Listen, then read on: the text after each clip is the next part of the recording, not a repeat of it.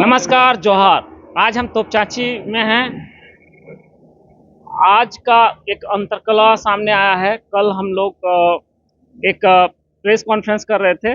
उस दौरान एक शख्स का नाम लिया जा रहा था, विकास महतो, जिन पर जयराम महतो कुछ आरोप प्रत्यारोप गढ़ रहे थे।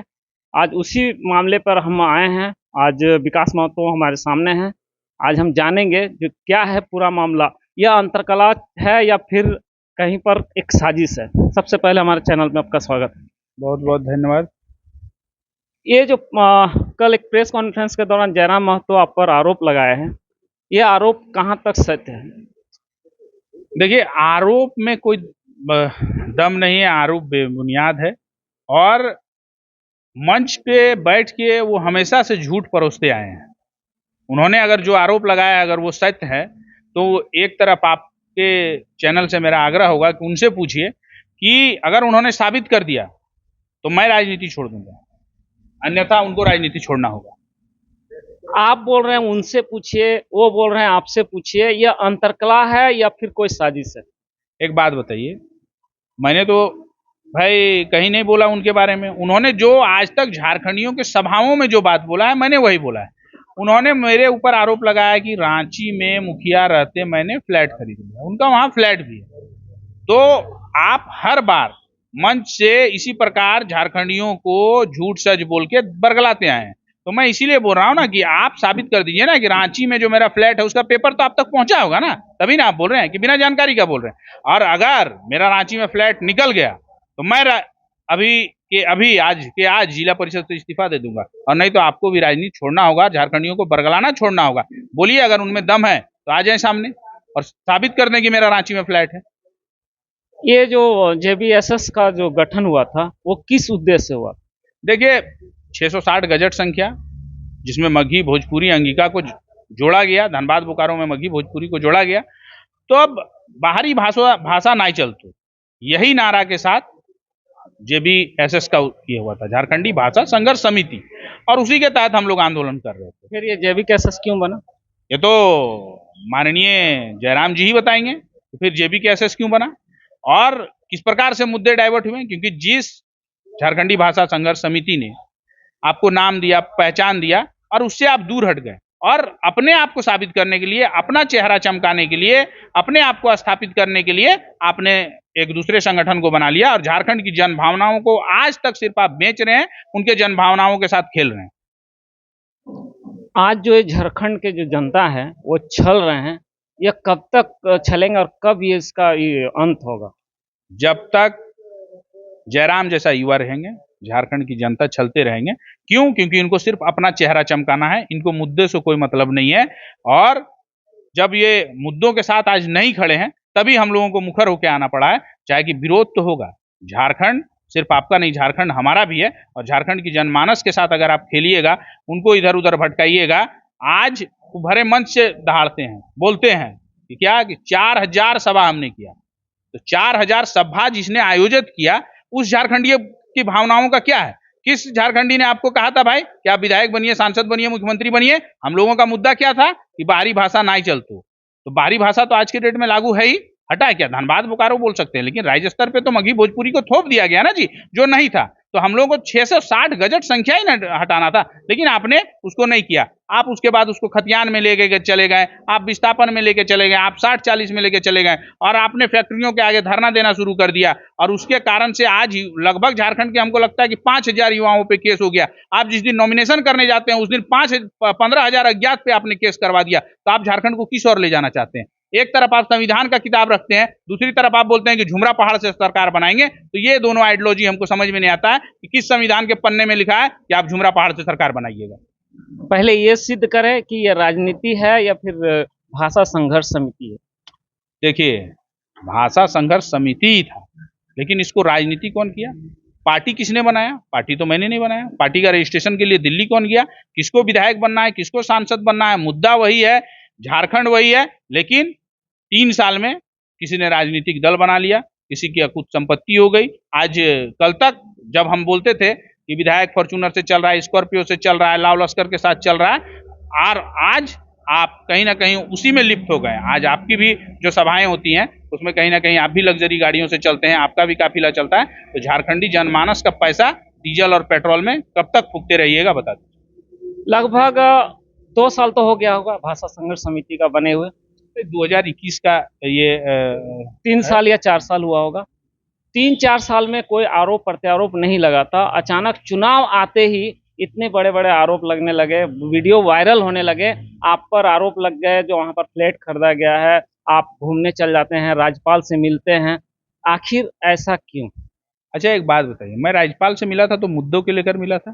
किस मुद्दा से? हम वही बाहरी भाषा नहीं चलतो, जो मगही भोजपुरी लागू किया गया था उसको हटाने के लिए माननीय राज्यपाल महोदय का क्या आश्वासन था? माननीय राज्यपाल महोदय का आश्वासन, क्या मेरे पास चिट्ठी है उनका प्रमाण दे देंगे, उनके ऑफिस से आया है कि इस पे जो है आगे कार्रवाई की जाए। और जब तक आप बैठ के बात नहीं कीजिएगा, मैं मुख्यमंत्री पे आरोप लगाता रहूंगा, मैं विधायक पे सांसद पे आरोप लगाता रहूंगा, तो इससे समाधान नहीं होता है। बिना डिस्कस किए हुए, बिना सामने बैठे हुए किसी भी समस्या का समाधान नहीं हो सकता है। और ये समस्या को दिखाते रहे और अपना चेहरा बनाते रहे, झारखंडी भावनाओं के साथ खेलते रहे, और गरीब का बेटा गरीब का बेटा गरीब का बेटा कह के इन्होंने लगभग झारखंड का, हमको लगता है 20-25 करोड़ रुपया झारखंडियों का जेब से खत्म करवा दिया। क्योंकि जिस ये से दम भरते हैं कि भाई हमने 4000 सभा किया है, और 4000 सभा को जिसने सजाया है, वहां जो लोग पहुंचे हैं उनका अपना जो, अगर किन्होंने डीजल जलाया तो उसका तो पैसा लगा होगा ना, अपने जेब से पेट्रोल भरा है तो उनका तो लगा होगा ना, वहां साउंड सिस्टम लगा था, वहां टेंट लगा था, वहां पंडाल लगा था, तो उसके खर्च हुआ होगा ना। खर्च आपने नहीं किया, खर्च झारखंडियों ने अपने जेब से किया, और उन्होंने अपने भावनाओं के साथ आपको रखा, लेकिन आपने सिर्फ उनको भावनाओं को छलने का काम किया है। ठीक है, हम इस बात को मानते हैं। ये जो सूटकेस वाला बात आ रहा है, एक बड़ी सी सूटकेस, ये मामला क्या है? अब वो तो वही बताएंगे कि भाई धनबाद सीट कितने में बिका है। धनबाद का अपना जो, अगर किन्होंने डीजल जलाया तो उसका तो पैसा लगा होगा ना, अपने जेब से पेट्रोल भरा है तो उनका तो लगा होगा ना, वहां साउंड सिस्टम लगा था, वहां टेंट लगा था, वहां पंडाल लगा था, तो उसके खर्च हुआ होगा ना। खर्च आपने नहीं किया, खर्च झारखंडियों ने अपने जेब से किया, और उन्होंने अपने भावनाओं के साथ आपको रखा, लेकिन आपने सिर्फ उनको भावनाओं को छलने का काम किया है। ठीक है, हम इस बात को मानते हैं। ये जो धनबाद में जो उनका उम्मीदवार है वो कभी आंदोलन में नहीं दिखा था, लेकिन उन्होंने कितना बड़ा सूटकेस उनको दिया जो उनको वहां से टिकट मिल गया, क्योंकि धनबाद और बोकारो में बहुत आंदोलनकारी थे। क्योंकि बोकारो, धनबाद वाला जो सीट है उसके लिए सौदाबाजी हुआ है, एकदम हुआ है। तभी तो मान लीजिए हम कभी आंदोलन में नहीं रहे। किनके द्वारा हुआ है? अरे भाई, जिनको टिकट मिला है वो बताएंगे, और जिन्होंने टिकट दिया है वो बताएंगे। मैं कह रहा हूं कि आप स्पष्ट कीजिए ना कि जो चेहरा कभी आंदोलन में नहीं था, जो चेहरा कभी हमारे मानव श्रृंखला में नहीं था, धरना में नहीं था, अनशन में नहीं था, आंदोलन में नहीं था, पुतला दहन में नहीं था, वो चेहरा का टिकट कैसे मिल गया? तो आप बताइए ना कितना में आपने डील किया है, ये आपको बताना होगा। अभी जो ये मामला तूल पकड़ रहा है, वीडियो वायरल का, चाहे और भी सारे आरोप प्रत्यारोप का, यह मामला शांत होगा और बढ़ेगा। अब तो आपने अगर गलत नीतियों के साथ कहीं ना कहीं बढ़े हैं तो भाई ये तो मामला फिर बढ़ता चला जाएगा। क्योंकि अगर आप कहीं ना कहीं हमेशा से आंदोलन से समझौता करते रहें तो फिर ये मामला बढ़ेगा। आज ये ऑडियो क्यों वायरल हुआ? ये ऑडियो इसीलिए ना वायरल हुआ, ऑडियो का तो सच्चाई कुछ है, तभी कोई निष्कासित हो गया। और जो निष्कासित हो गया वो तो एक व्यक्ति निष्कासित हुआ है, दूसरा व्यक्ति कहाँ निष्कासित हुआ है? जो बोले थे कि वो लाए भाई के तो नहीं बोले पातो ने, तो चाल सोबिन कल बिहान गाड़ी करके रिजर्व कर ले और चाल और हुआ जाके बात करबे, तो उनको भी तो पूछना चाहिए। ये मामला शांत किस तरह से होगा? भाई ये मामला शांत वो बताएंगे, क्योंकि पार्टी उनकी है, अध्यक्ष वो हैं।